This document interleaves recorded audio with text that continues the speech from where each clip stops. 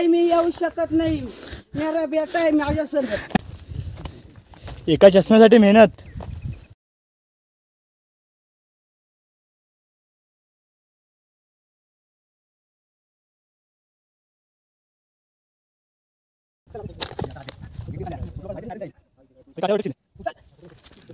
डेलीची busy life जरी असली तरी प्रत्येकाने स्वतःसाठी वेळ हा काढलाच पाहिजे. तरुण वयात गड किल्ले आणि म्हातारपणी देवदर्शन करावे असे म्हणतात. तर आज मी तुम्हाला घेऊन आलोय अंजनेरीला. पौर्णिमा कथेनुसार ते हनुमानाचे बालपण गेले. त्याच्या पावलखुणा सुद्धा आपल्या आज पाहायला मिळणार आहेत. 147 किलोमीटरचा प्रवास आम्ही पार केला आणि आम्ही अंजनेरीला पोहोचलो. असं पाहायला गेलं तरी ट्रॅकिंग थोडी इझीच आहे, परंतु नॉन ट्रॅकर जर तुमचे फ्रेंड्स वगैरे असतील तर त्यांच्यासाठी थोडी अवघडच जाईल. हा किल्ला दररोज सकाळी 7 ते संध्याकाळी 6 वाजेपर्यंत खुला असतो. अंजनेरी किल्ला हा नाशिक त्र्यंबकेश्वर पर्वतरांगेमध्ये आहे. हे त्र्यंबकेश्वर मंदिरापासून 11 किलोमीटर आणि नाशिकपासून 26 किलोमीटर अंतरावर आहे.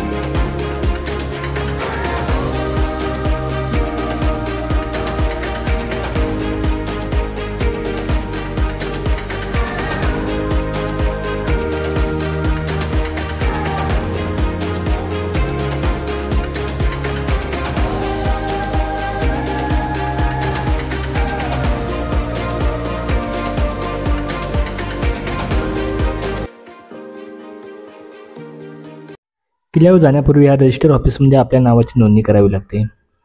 ते आपल्या बॅगेवरही प्रॉपर चेक केले जातात. गाडी पार्किंगसह 50 रुपये पर पर्सन चार्जेस आहेत.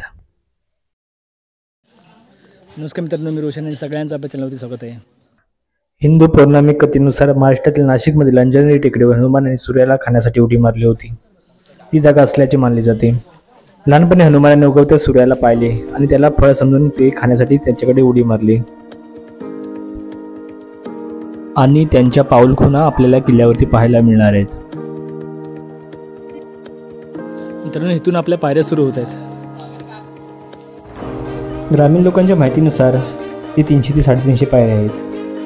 ती वरून पार केल्या की वरचा भाग सपाटाचा आहे.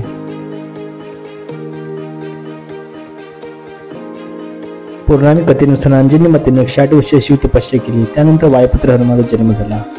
कदाचित त्याचमुळे या पर्वताला अंजनी माता पर्वत किंवा अंजनेरी असे नाव दिले असावे. या अंजनेरी किल्ला असे सुद्धा म्हटले जाते.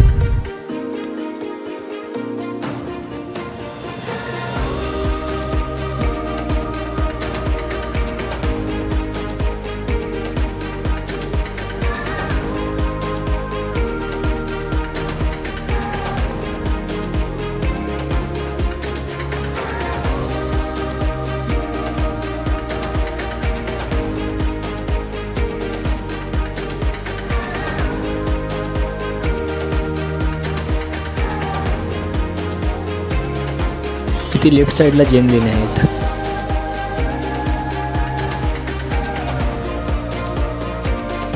या किल्ल्यावरील आपला सगळ्यात मोठा चढ होता, तो आपला पार झालेला आहे.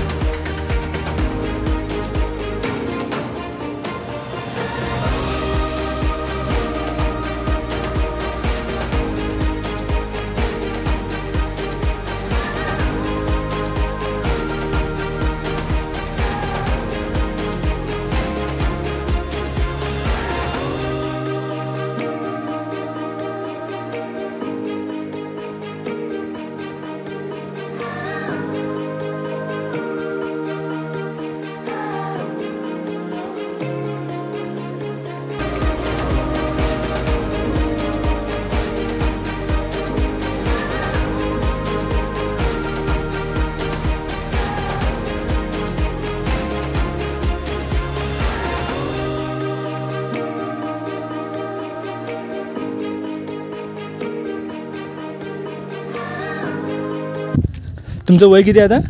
आता वय माझं असेल 55-60 ते स्वयंपाक करायचा त्याच्यावर.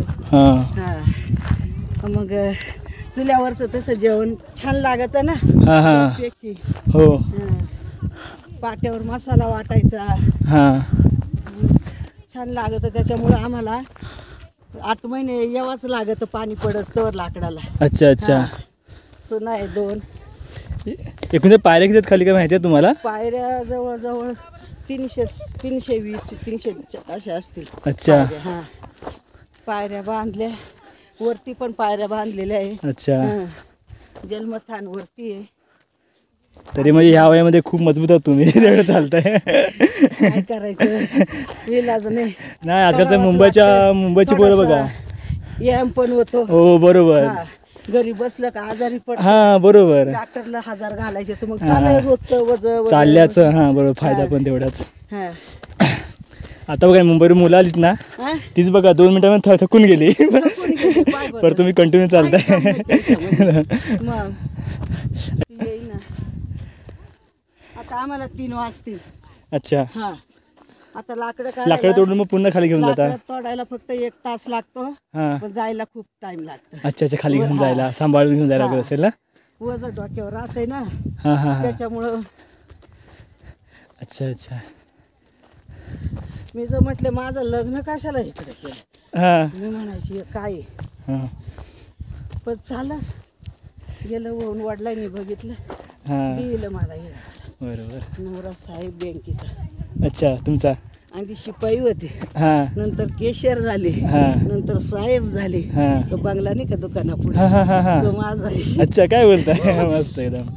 मुलगा सरपंच आणि एक मुलगा बरमोहालीत. हां मुलगी एकच. अच्छा हा तिचं पण लग्न झालं.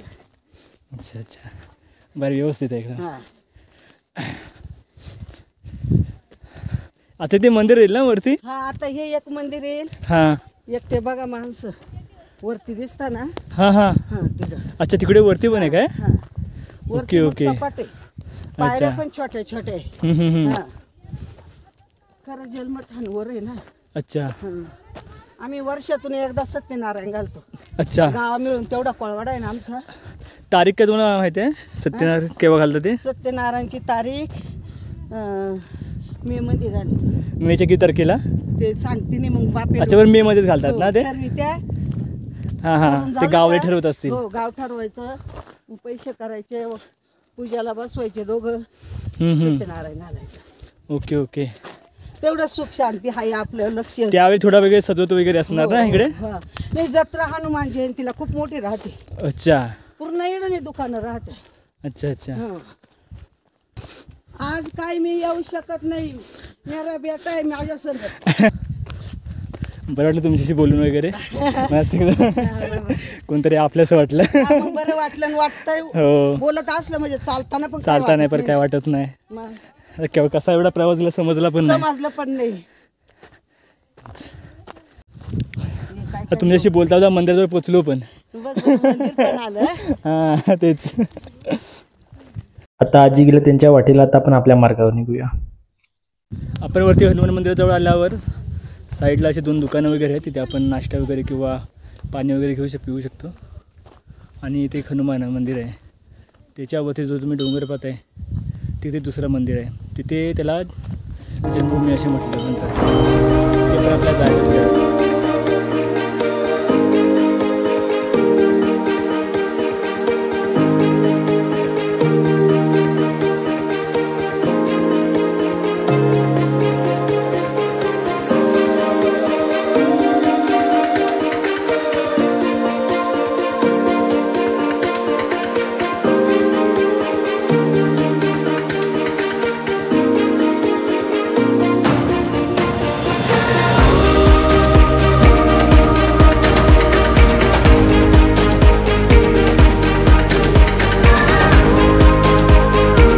इतका भयंकर आहे ना की असं वाटतं पूर्ण चेहरा करपून गेला आहे.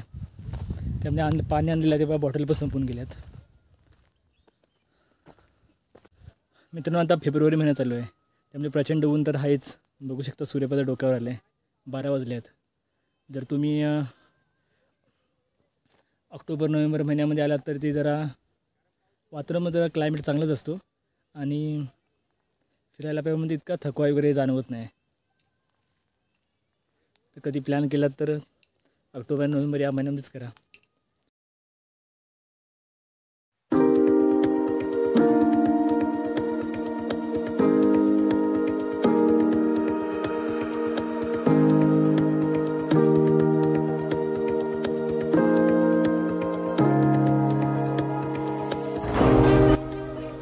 मित्रांनो, समोर बघा ते पौर्णिमे कथेनुसार हा हनुमानाचा चरण आहे. तुम्ही हा वरून पाहिला तर हा असा दिसतो आणि इथूनच 5 मिनिट अंतरावरती आपल्याला हनुमान गुफा पाहायला मिळणार आहे.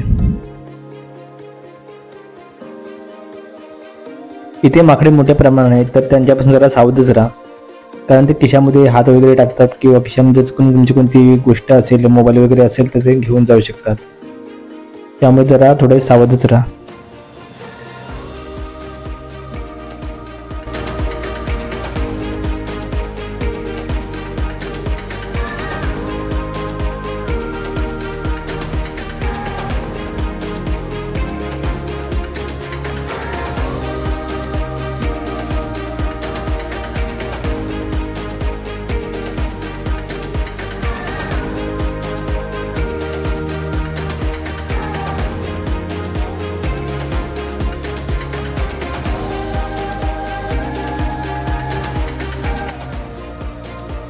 मित्रांनो, आपल्या समोर साईडने हनुमान गुफा आहे आणि त्याच्या आपण लेफ्ट साईडला बघितला तर काही मंदिर आहेत, तेही आपण घेणार आहोत.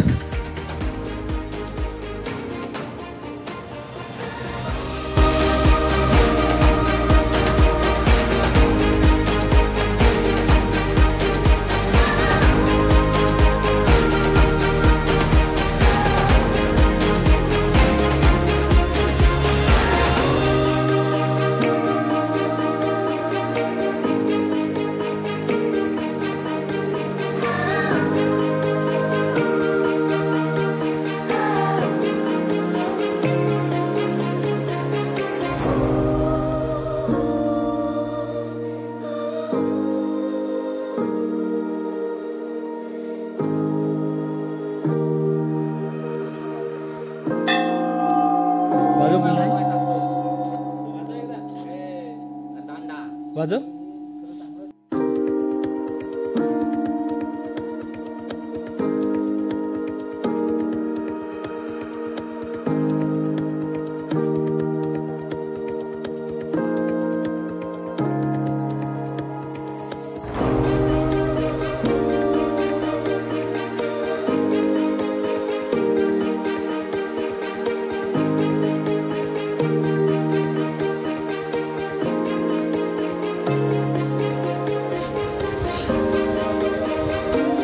एका चष्म्यासाठी मेहनत.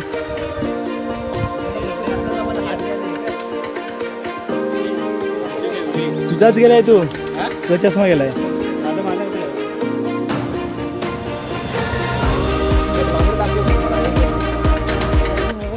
सगळ्यांना विनंती आहे, जर गड किल्ल्यावरती जर तुम्ही आलात तर तुम्ही प्लास्टिकचं किंवा बॉटल वगैरे घेऊन जर वरती आलात तर तुम्ही तशीच ते बॅगेमध्ये घेऊन रिटर्न घेऊन जा. असे हे फेकून देऊ नका.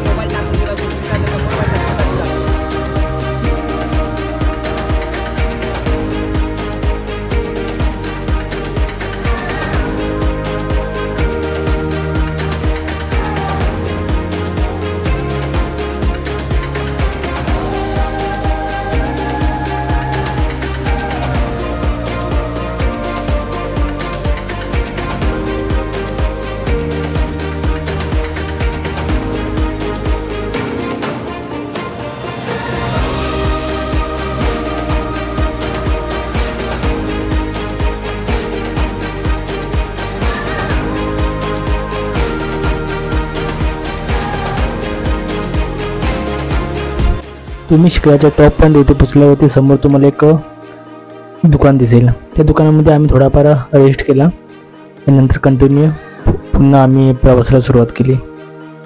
दुकानापासून 15 मिनिट अंतरावरती आपलं शेवटचं मंदिर आहे.